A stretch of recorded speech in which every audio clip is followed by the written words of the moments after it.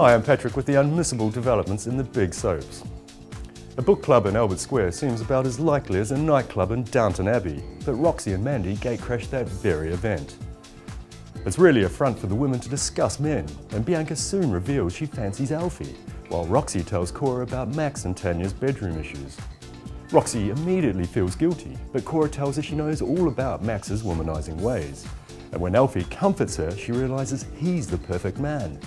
Her hopes are soon crushed when he asks her to try on a dress for Kat.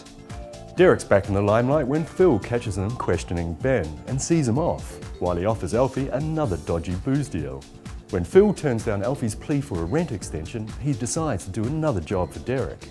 But he, Billy and Trevor scam him instead. Lucy calls Mandy a trophy girlfriend when she finds her at the house packing, but Ian races after her and persuades her not to leave.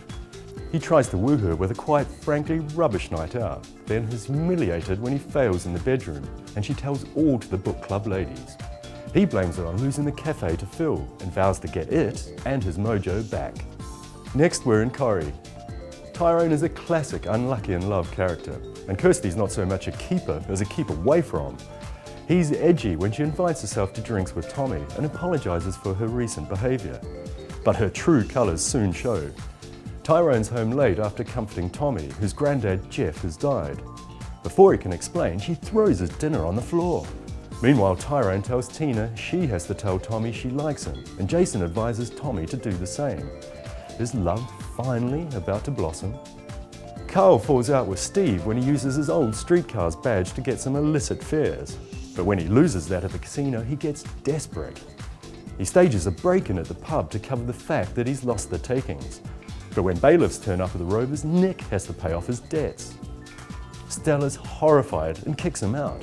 Luckily, Sunita is on hand to take him back to hers, vowing to help him kick gambling.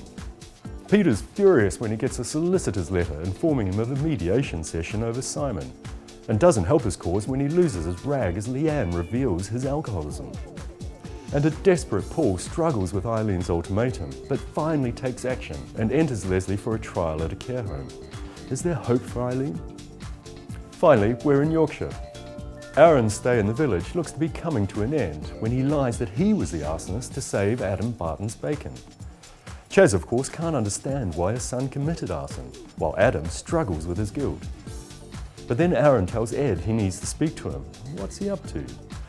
All becomes clear on the day he's due in court. He's nowhere to be found. A warrant for his arrest is issued, and later in the week, he leaves the village for good. But is it behind bars or on the run?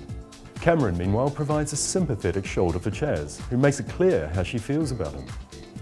David unwittingly finds himself in the middle of Rachel and Alicia after he throws a party for Jacob. Alicia's annoyed to find Rachel in the house, still surrounded by the party mess, and the girls bicker. Both insist they don't fancy him, but he's a new Dancing on Ice champion. How could they not?